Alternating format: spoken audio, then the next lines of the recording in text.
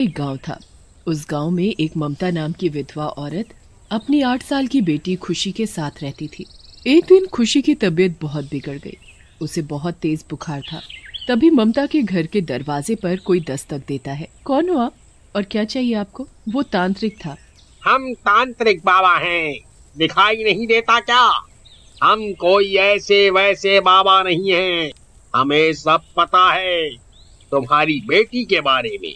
वो बीमार है ना, और उसके इलाज के लिए तुम्हारे पास पैसे नहीं हैं। हाँ बाबा, आपने बिल्कुल सही कहा। मेरी बच्ची बहुत बीमार है। मैं उसका इलाज कैसे कराऊं? तुम चिंता मत करो, अब मैं आ गया हूँ। तुम्हारी बेटी को हम अपनी तांत्रिक विद्या से ठीक कर देंगे। इसके लिए तुम्हें हमें कुछ देने की भी जरूरत नहीं। ममता खुश हो जाती है कि उसे बिना कुछ दिए उसकी बेटी ठीक हो जाएगी। ममता तांत्रिक बाबा को घर के अंदर बुला लेती है। तांत्रिक अपनी पूजा पाठ शुरू कर देता है। फिर बालिके, एक काम है, वो तुम्हें ही करना होगा। हाँ बाबा, बोलिए। गांव में जो तालाब है, उस तालाब से तुम्हें इस लोटे में जल भर कर लाना होगा। हम इस जल को तुम्हारी बेटी पर छिड़केंगे, फिर तुम्हारी बेटी बिल्कुल ठीक हो जाएगी। ममता बहुत खुश थी कि उसकी बेटी अब बिल्कुल ठीक हो जाएगी। वो खुशी खुशी तालाब से जल लेने जाती है। जब जल लेकर वापस घर लौटती है तो अपने घर के अंदर का नजारा देखकर हैरान रह जाती है। तांत्रिक बाबा वहां नहीं था और उसकी बेटी फर्श पर खून से लथपथ पड़ी थी। खुशी, खुशी बेटा, ये तुम्हें क्या हो गया? खुशी, आंखें खोलो मेरी बच्ची, आंखें खोलो। ममता के रोने और चीखने की आवाज सुनकर सभी गांव वाले वहां इकट्ठा हो जाते हैं। ममता बहन, ये सब क्या है? और ये तुम्हारी बेटी पर खून। अगर इसे कहीं चोट आई है तो इसे गांव के वैद्य के पास ले चलो जल्दी। मेरी बच्ची अब कभी ठीक नहीं हो सकती क्योंकि वो मर चुकी है। ये सब मेरी वजह से हुआ है। मैंने क्यों उस तांत्रिक पर विश्वास किया, क्यों उसे अपने घर में घुसाया? तांत्रिक? ये उसी तांत्रिक का किया हुआ है जो बच्चों को मारकर उनका दिल निकाल कर ले जाता है। ममता बहन, क्या तुम्हें उसके बारे में नहीं पता था? उसके बारे में तो पूरा गांव जानता है। वो तांत्रिक परेबी बाबा है। अगर मुझे पता ही होता तो मैं उसे घर में घुसाती क्यों? हम अपनी आंखों के सामने अपने बच्चों को कैसे मरता हुआ देख सकते हैं? उस तांत्रिक का कुछ करो। बिल्कुल सही कहा। वो तांत्रिक बाबा ज्यादा दूर नहीं गया होगा। आज हम उसे पकड़कर अच्छा सबक सिखाते हैं। चलो भाइयों। पूरा गांव हाथ में लाठी लिए तांत्रिक की तलाश में निकल पड़ता है। आखिर उन्हें वो तांत्रिक दिख ही जाता है। एक पेड़ के नीचे बैठकर वो तांत्रिक अपनी तंत्र विद्या में मग्न था। तभी गांव वाले उसे लाठियों से मारने लगते हैं। मुझे छोड़ दो, मुझे छोड़ दो, नहीं तो तुम्हारे सबके लिए अच्छा नहीं होगा। मैं तांत्रिक हूँ, तांत्रिक, अभी जलाकर भस्म कर दूंगा। तेरे जैसे पाखंडी तांत्रिक बहुत देखे हमने। तूने कितने ही मासूम बच्चों को मार डाला। अब हम सब मिलकर तुझे मार डालेंगे। गांव वाले तांत्रिक को लाठियों से खूब मारते हैं। जब उन्हें लगता है कि तांत्रिक अब मर गया है, उसे वहीं छोड़कर वापस चले जाते हैं। उन सब के जाने के बाद तांत्रिक के शरीर में थोड़ी हलचल होती है और वो अपनी धीरे से आंखें खोलता है। इन गांव वालों ने मेरे साथ अच्छा नहीं किया। अब देखना मैं इन सब के साथ क्या करता हूँ। तांत्रिक वहां से सीधा शमशान जाता है और वहां अपनी तंत्र विद्या शुरू कर देता है। फिर वो उसी शमशान से 10 मुर्दों के सिर निकालकर एक 10 सिर वाला भूत बनाता है। मेरी तंत्र विद्या काम कर गई। मैंने एक 10 सिर वाला भूत बनाया।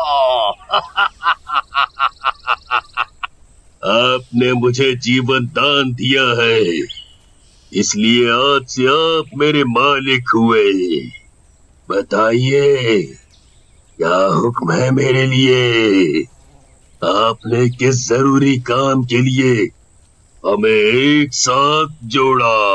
मेरा मकसद है गांव की तबाही। मैं चाहता हूँ कि तुम गांव में जाओ और गांव वालों को उठाकर मेरे पास यहाँ लेकर आओ। मुझे उन सभी लोगों का दिल चाहिए। मैं सबका दिल निकाल लूंगा, उन्हें मार दूंगा। आप जैसा चाहोगे मैं वैसा ही करूंगा। मैं अभी जाता हूँ गांव में। 10 सिर वाला भूत गांव में घुस जाता है। भूत को देख सभी लोग इधर उधर भागने लगते हैं। ओ भूत छोड़ दो, अरे कोई मुझे बचाओ, अरे मुझे बचाओ कोई। अरे ओ भूत छोड़ दे मेरे पति को, कोई तो बचाओ मेरे पति को, नहीं तो ये भूत मेरे पति को मार देगा। मैं तुम्हारे पति को नहीं मारूंगा, पर मैं इसे अपने साथ लेकर जाऊंगा। भूत जयदेव को उठाकर तांत्रिक के पास ले जाता है।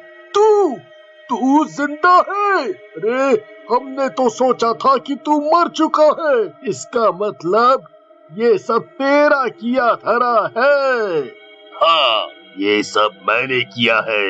अब तुम मेरे हाथों से नहीं बचोगे। फिर उसके सीने से दिल निकालकर उसे खा जाता है। अब मैं किसी को नहीं छोड़ूंगा। बच्चे जवान जो भी मिलेगा मैं सबका दिल निकाल कर खा जाऊंगा। ओ भूत, ये बाकी का बचा हुआ हिस्सा तुम सारे का सारा खा लो। भूत के 10 सिर जयदेव को नोच नोच कर खा जाते हैं। अगले दिन भूत फिर से गांव के आदमी को उठाकर तांत्रिक के हवाले कर देता है। तांत्रिक उसका भी दिल निकाल कर खा जाता है। एक दिन ओम प्रकाश अपनी बैलगाड़ी पर सवार कहीं जा रहा होता है। उसके साथ उसका 12 साल का बेटा रमन भी होता है। बाबा, तनिक गाड़ी तो रोकिए। कहाँ हुआ बबुआ? ये बैलगाड़ी काहे रुकवाई बीच रास्ते में? बाबा, हमें जोरों से लगी थी। अच्छा, ये बात है बबुआ। वो देखो, झाड़ी के पास जाओ और हल्का हो आओ। रमन के जाते ही वहाँ 10 सिर वाला भूत आ जाता है और ओम प्रकाश को अपने साथ उठाकर ले जाता है। रमन भूत के पीछे पीछे भागता है और वो एक पेड़ के पीछे छिपकर सब देख लेता है कि ये सब तांत्रिक करवा रहा है।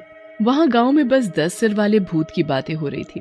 वो 10 सिर वाला भूत गांव में आता है और एक आदमी को अपने साथ उठा कर ले जाता है, पर वो उसे कहाँ ले जाता है किसी को कुछ नहीं मालूम।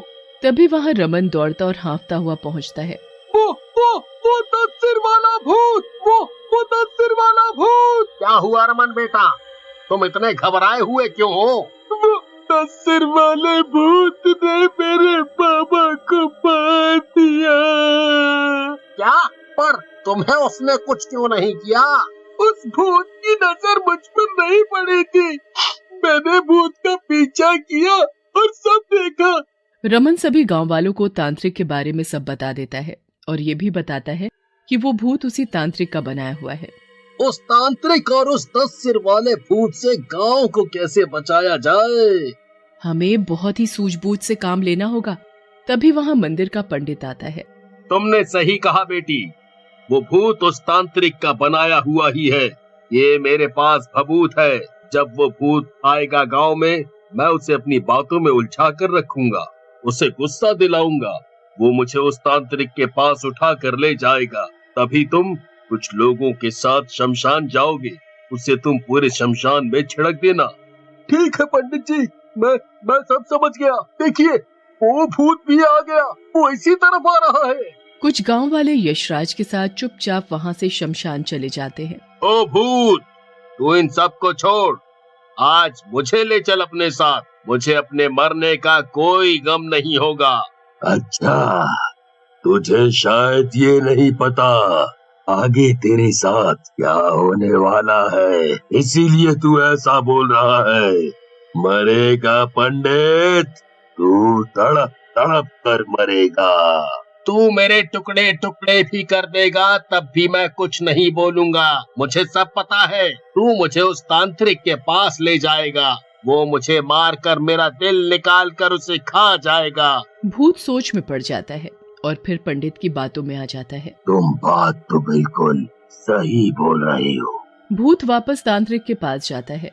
उधर यशराज और बाकी गांव वाले शमशान में भभूत छिड़कना शुरू कर देते हैं। भूत तांत्रिक पर हमला करता है। तेरी इतनी हिम्मत कि मुझे मारने चला है। तूने सिर्फ अपने फायदे के लिए हमें बनाया। हमें तुझसे कोई लेना देना नहीं। हमें तो सिर्फ तेरा दिल चाहिए।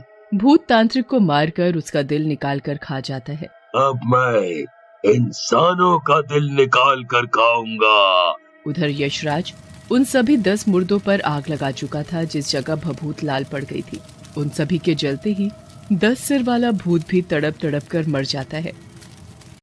ऋषभ, अमित, टीना, निकिता और रोहन बहुत अच्छे दोस्त थे। भले ही वो सब एक ही कक्षा में नहीं थे, वो पढ़ने में बहुत अच्छे थे, जिसके कारण उन्हें शिक्षक भी बहुत अच्छा मानते थे। कॉलेज की छुट्टी होने के बाद सब एक दूसरे से मिलते हैं।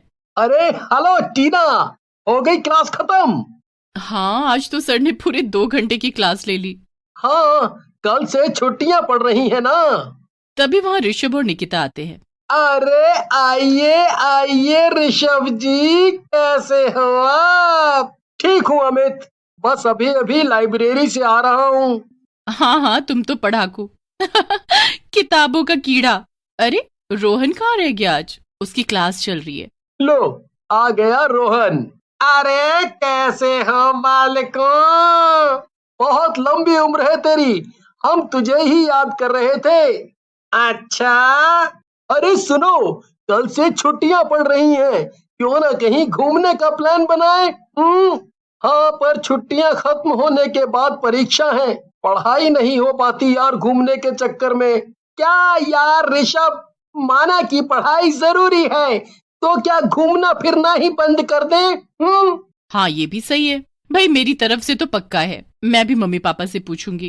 तो तय रहा, कल हम मिलके पक्का कर लेंगे। हाँ, कल मिलते हैं शाम को। हाँ, चलो अभी घर चलते हैं। सब अपने अपने घर चले जाते हैं। निकिता अपने घर में अपने मम्मी पापा से ट्रिप के बारे में पूछती है। अब माँ, एक बात पूछनी थी। हाँ पूछो। वो माँ, सब दोस्तों ने इस बार की छुट्टियों में ट्रिप का सोचा है। कौन कौन जा रहा है? टीना, रोहन, अमित और ऋषभ। जब अब सोच ही लिया है तो ठीक है, पर ध्यान रखना, जाओ अपना सामान रख लो। हाँ माँ, मैं पूरा ध्यान रखूंगी। ऐसे ही सब अपने अपने मम्मी पापा से पूछकर जैसे तैसे इजाजत ले आते हैं। अगले दिन सभी दोस्त कहे मुताबिक समय पर मिलते हैं और ट्रिप के बारे में बातें करते हैं। हाँ, तो क्या सोचा है, कहाँ चले? अभी कहाँ सोचा है कि ट्रिप के लिए कौन सी जगह जाना है। सुनो, क्यों ना हम रत्नागढ़ चले, बहुत बढ़िया जगह है। सब कुछ है, क्या मतलब खाने पीने की अच्छी व्यवस्था तो है ना?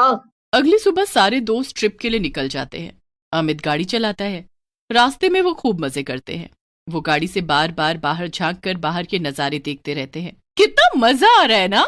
हाँ, वो देखो टीना, बकरियां कितनी सुंदर है ना। क्यों ना हम शॉर्टकट से चलें? हाँ, पर वो जंगल से होकर गुजरता है। अमित गाड़ी को जंगल की तरफ मोड़ देता है। अचानक बीच जंगल में गाड़ी रुक जाती है। अरे अमित, क्या हुआ? गाड़ी क्यों रोक दी? पता नहीं यार, क्या हो गया, देखता हूँ अभी। अमित गाड़ी से उतरकर गाड़ी को खोलकर देखता है। अरे यार, इस गाड़ी को भी अभी खराब होना था, अब क्या करेंगे? गाड़ी का इंजन खराब हो गया, इसमें तो बहुत टाइम लग जाएगा, थोड़ी देर में रात भी होने वाली है। क्या हुआ अमित? आज यहीं पर टेंट लगा लेते हैं, आगे जाना ठीक नहीं। हाँ, टीना सही कह रही है, मैं व्यवस्था करता हूँ। ऋषभ और रोहन तंबू लगाते हैं। अमित और टीना कुछ सूखी लकड़ियां ले आते हैं। निकिता अपने बैग से इमरजेंसी लाइट लेकर आती है और तंबू के अंदर टांग देती है। ऋषभ सोने की तैयारी करने लगता है कि तभी बाहर से अमित के पुकारने की। अरे सुनो, सब इधर तो आओ, देखो क्या है। मुझे तो नींद आ रही है, मैं तो सो रहा हूँ। क्या हुआ, क्यों शोर कर रहा है? देखो तो सही, इतना बड़ा पेड़, पेड़ नहीं, उस पे लगे आम, देख आम। पर आम बहुत ऊपर है, कैसे तोड़ेंगे? सभी बारी बारी से पत्थर से आम तोड़ने की कोशिश करते हैं, पर किसी का भी पत्थर आम को नहीं लगता।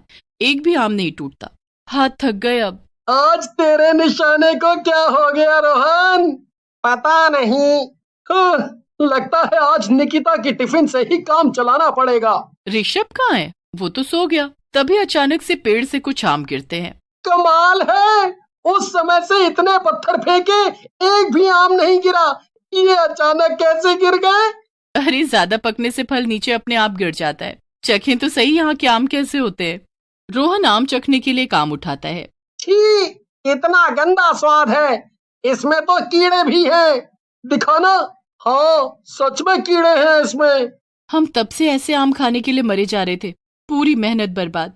चलो यार, तुम सब भी ना आम के पीछे ही पड़े रहोगे। अब सब तंबू की ओर जाने लगते हैं कि तभी अचानक पेड़ के सारे आम एक साथ जमीन पर गिर जाते हैं। अब सब डरने लगते हैं। आम का पेड़ अपनी जड़ें फैलाने लगता है, मानो वो उन सब की ओर बढ़ रहा हो। सब घबराने लगते हैं। भागो, आम का पेड़ हमारी तरफ आ रहा है। तंबू की ओर भागो, जल्दी जल्दी। अरे कोई रोहन को बचाओ, उसे पेड़ की जड़ों ने जकड़ लिया है। बचाओ बचाओ, मुझे बचाओ, मेरा दम घुट रहा है। तभी आम के पेड़ के अंदर से एक आवाज आती है। पेड़ की जड़ें धीरे धीरे सबको जकड़ लेती हैं। आम खाने हैं तुम्हें? आओ आओ, खाओ आम। मुझ पे इतने पत्थर फेंके तुमने, अब अंजाम भुगतो। आज तक मेरे आम कोई नहीं खा पाया। जो भी खाता है अपनी जान से हाथ धोता है। हमें जाने दो, हमें जाने दो, हमें छोड़ दो। हम दोबारा तुम पर पत्थर नहीं फेंकेंगे। हम अभी यहाँ से निकल जाएंगे। निकलोगे तब ना, जब मेरी पकड़ से छूट पाओगे। आम का पेड़ अमित को अपने अंदर खींच लेता है, टीना को जमीन पर पटक देता है। इससे पहले टीना भाग पाती, वो दोबारा पेड़ की पकड़ में आ जाती है। निकिता जैसे तैसे खुद को छुड़ा लेती है और पेड़ की पकड़ से निकल जाती है। निकिता की आंखों के सामने पेड़ टीना और रोहन को भी निकल जाता है। निकिता भागकर तंबू के अंदर चली जाती है। वहां तक पेड़ की जड़ें नहीं पहुंच पाती। निकिता हांफती हुई ऋषभ को जगाती है। ऋषभ, ऋषभ उठो, उठो ऋषभ। क्या हुआ? तुम इतनी डरी हुई क्यों हो? हाफ क्यों रही हो? ऋषभ, ऋषभ, वो पेड़, आम का पेड़। क्या आम का पेड़? बोलो निकिता, बाकी सब कहाँ हैं? रोहन, रोहन, अमित, निकिता इतना डर जाती है कि ऋषभ को कुछ बता ही नहीं पाती और बेहोश हो जाती है। ऋषभ की चिंता बढ़ती जा रही थी। थोड़ी देर बाद जब निकिता बड़ी मुश्किल से होश में आती है तो ऋषभ को पूरी बात बताती है। ऋषभ को बहुत धक्का लगता है, वो रोने लगता है। निकिता की ज्यादा खराब होती तबीयत को देखकर ऋषभ तुरंत वहां से जाने का फैसला ले लेता है।